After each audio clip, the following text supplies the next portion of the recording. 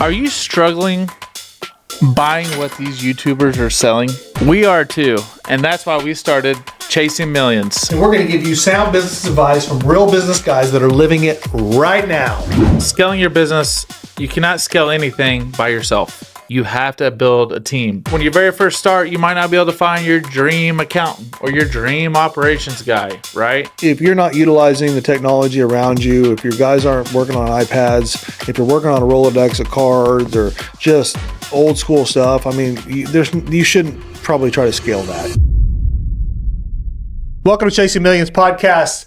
I'm Eric. And I'm Josh. And if you're not subscribed to this, hit the button. We need more buttons clicked. That's right. And today we're talking about scaling your business from a startup to an enterprise. That's right. And we're right in the middle of that. So listen close. We'll tell you some of the challenges we've been having and some of the things that we did wrong and some of the things that we did right. So where do you want to start this at? Well, there's a lot to talk about. To scale a business, you got to start a business. Yeah, and that's where people get messed up a lot. They don't even want to they take talk the about, first step. They talk about talking about it, Yeah. and the next thing you know, they're 5 years goes down the road, and they're 40 or 50, and they're like still talking about it. Yeah, right? yeah. You got to take the initial step. Yeah, the initial step is get started, Yep. right? And then you have something to scale. So let's talk about the early days, Whew, right? lots of fun. How do you structure it? And people they overcomplicate this, right? There's some things that you got to put in place, right? But let's talk about us. We're partners. A lot of people start with partners, right? Some people start on their own, depending on what business line you're in. I have businesses I own on my own, and I have businesses that I have partners in. So how do you structure? Are you an S Corp, C Corp, LLC, sole proprietor? What are you? Okay. I would suggest go get a CPA and figure out the structure of what your objectives are, and if you have a partnership or not, and what you plan on offering, if it's a good a service or whatever, and figure out what the best route would be to take. But don't get bogged down with that. You can hire a dork for that, right? And that's your CPAs, your accountants, etc., your attorneys, whatever.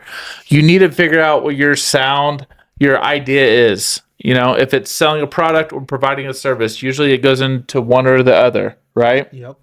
So figure out what your product is, what your service is, and then it will help them give a good idea how you're going to structure it. Yep. And I'd say next up is where are you getting the money at, right? Do you have a mom or dad that's willing to fund you? Are you looking to get bank lending? Are you looking to get unconventional style lending? Where are you getting your start, right? I'll give you an example for what we did. Is that, long and short of it, we took our own money. And then we leveraged our vendors to say, hey, I want to be 60 days out on these notes. And then when we were going to get our payables from the customers, we were going to try to drag that in and get paid as fast as we possibly could. So we would know, hey, well, we're going to get a couple payments here before our payment's going to be due. We're going to get some money in before the payments are going to be due. And that was the simplest form logic that we used and calculated it out, knowing that we were going to have well enough money unless there wasn't a catastrophe. And again, this is a risk, guys. So we took a risk and we said, we're going to go 3 months before this bill is going to be due and we're going to make all this money. And then we're hoping that there's no catastrophe where we still have money to spend come the time when it's due, And here's the deal. My first business, I bootstrapped.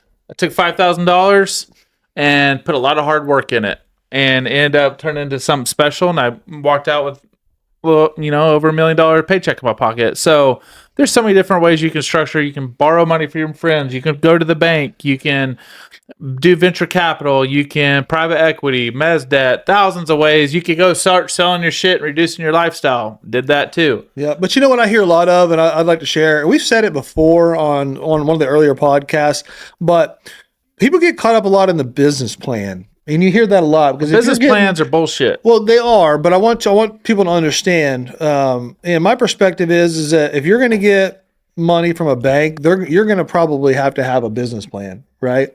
But I want you guys that are listening to know is that you put it down. Whatever you put down on paper is what's on paper.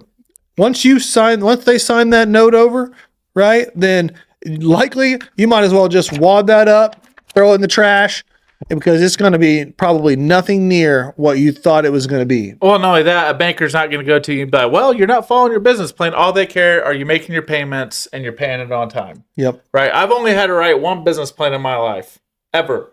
The rest of it, they look at your personal financial statement, and that's what it is, and that's kind of your proof in the pudding if you're successful at this or not. So don't spend a lot of time. I get it. If you had to spend some time on a business plan, chat GBT that shit, because you're never going to follow your business plan. It's very, very, very tough to follow a business plan because there's so many times in a business, from economic downturns or to a COVID or whatever, that you're going to have to pivot your business model to stay afloat. And ultimately, the banker doesn't really give a shit. They just want their money. Yeah. Couldn't have said it better myself. So don't get caught up on that. I wanted to throw that out there because I hear a lot of people talking about business plans, and it's just funny because, we didn't have ChatGPT whenever we started this, and we would have to hand jam it. If we did one, we didn't have to do one, thankfully. Or if we did, it was probably just Bootstrap too. But so at the end of the day, if you're not proven, it doesn't matter really where you get the money, right? If you're having a super high margin business, you hear about people swiping credit card to start a business, right? The funding can be very creative, just like Eric explained earlier. You can do traditional debt, or you can leverage your vendors, or however you want to do it. But at the end of the day, only thing that matters is you're successful. So bootstrap this thing. It doesn't matter if you have a lot of money or you're starting with a hairstring budget. Bootstrap it, put the time and effort in, focus, be willing to pivot, and go for it. Start your business now. Yep. And usually effort can overcome all. Don't wait for the interest rates to come down. Don't wait for them to go up. Start your business now. There's never going to be a perfect time in your life to start the business, and you're going to have to bootstrap it. I don't care how much money they give you. Yep. And so moving from the very beginning to, we'll say, getting to the middle of the road before you're getting you're setting up for your scale, right? Or hiring your first employee. I've said it a lot of times on this, and hiring people is so critical, and hiring the right individuals, and the right individual could be the right person at that given time, and then you may continue growing, and he may not be that right individual that you gave that role to. You need to recognize that stuff. You need to recognize it as quick as you can. So hiring people is critical. Make sure we're hiring them and they understand the task, spend the right amount of time getting the right people. You will definitely not regret it. So that's kind of the mentality we do. And I've been fortunate I can kind of read a lot. And when it comes to interviews, sometimes I don't even hardly look at the resume, because people can just put whatever they want on these resumes. Resumes are bullshit. Yep. So all I'm saying is that hiring is a very, very critical piece to your operations in general. Hire the right people, spend the right amount of time, make sure they know what they're doing, and hold them accountable. 100%. Scaling your business, you cannot scale anything by yourself. You have to build a team. And the more and more I'm seasoned as a businessman and an entrepreneur, I realize that I rely heavily on a good team. So to Eric's point, when you very first start, you might not be able to find your dream accountant or your dream operations guy, right? Or you might be able to. I've been able to find a lot of great people, and not pay them a lot of money by just being open and honest where I want to go. And they see the energy and they believe in me, and they come on for less amount of money, knowing that there's going to be a lot of tremendous upside if we're both successful, if the business is successful for themselves personally too, to grow within a company, a startup, without having to use their own money. A lot of people want to be entrepreneurs, but they don't want to take the risk, right? There's a lot of people around Eric and I that have made a lot of money that don't own the business. Yep. They work for us and they make a very good living. And that's another way that you can make money without being an entrepreneur, but kind of be an entrepreneur, right? Yep. But motivate your people. I'm a firm believer of don't keep everything so tight where nobody knows where you're going. I'm probably a little bit too open of where we're going and what things are going on in our business. And we talk about that a lot. There is probably a fine line there. We're not that great at not just sharing the goals of what we have, and things in our lap. People may not have heard of that, right? We just say, hey, we're open book. Man, here's what we're going to do. Here's where we're going. If you can follow, this is what's going to happen. Right. And then we make good on our promise, which is the final piece. Yeah. When it comes to that, when these guys and you convince them, you get this bang up operator and you convince them to come work for you, and you're like, all right, this guy sees it. This guy, I like him. He's doing what he's supposed to do. And you told him, hey, if you do this, this is what's going to happen. Don't not do what you say you're going to do. Right? Because if you do that, the second you start doing what you don't say you're going to do, or vice versa, you're losing them. I mean, right there. And don't get disappointed too if you hire 100 people and you find one. I always said the 100 to 1 rule. I'm going to hire 100 people to get one standout person. Yeah. So I hear too many times, I can't find enough help. Small businesses, small business owners, if you are listening to this, quit making excuses. The big boys find help. Right? Last time I went to McDonald's, they had people making french fries and serving Cokes. Last time I went to Texas Roadhouse, same thing. Yeah. Or checked into a Hampton Inn or wherever I'm going, they have employees. The big boys figure out how to find talent, how to retain talent, and how to pay them. Right? Yeah. Quit making excuses. You can do the same thing if you're small. You do not have to be big. There's a lot of great employees, a lot of great people that don't want to work for the big boy. They've already tried it. It's not a good fit for them. Create a good work environment. Be open and honest with them. Be motivating. And I guarantee you're going to find some good talent. But you're going to go through some turds to get a few good ones. For sure. Yeah, moving on to the next topic of scaling, is technology. And I know we've had a lot of podcasts where we talk about technology, so I'll keep it kind of brief. But, if you're not utilizing the technology around you, if your guys aren't working on iPads, if you're working on a Rolodex of cards or just old school stuff, I mean, you shouldn't probably try to scale that. I mean, let's just be honest with yourself. So be looking at the different technologies and what fits best in your industry. We use technology to the best of our abilities to include ChatGPT on anything we can, right? That makes sense. Not saying we don't take time and read through them and make sure that we tailor them in the right way. But at the end of the day, if you're not using the technologies that they have out there to try to scale your business, then I wouldn't even begin starting to scale your business because you better use them. And technology is hitting every aspect of our company, from CRM to sales, to a back-end operating software, from how you dispatch and route, etc., and track your assets out in the field, to a software that manages our finances, and we use QuickBooks on a lot of our businesses, right? To how we track drivers, a tracking software, how we track maintenance records, Fleetio. Everything is every single aspect driven of our business, and not just our business, all of our business lines, from property management to self-storage to whatever it is, there is some type of technology platform that is integrated into those business lines, period. So do your research. They're expensive. They take time to set up. If you do not set them up correctly, you're going to be frustrated, right?